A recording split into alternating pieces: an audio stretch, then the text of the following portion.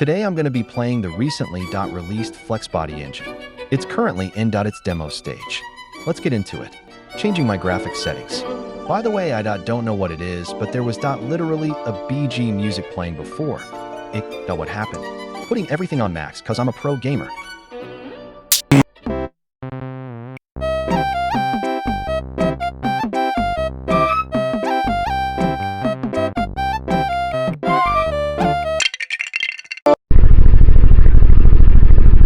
Great. No sound.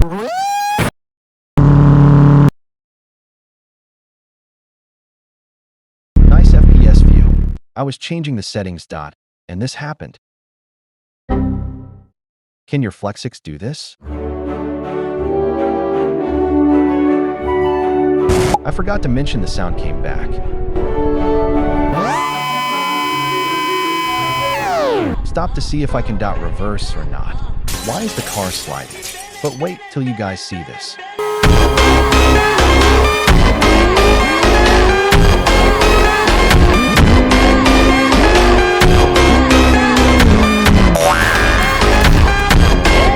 I then click this thing.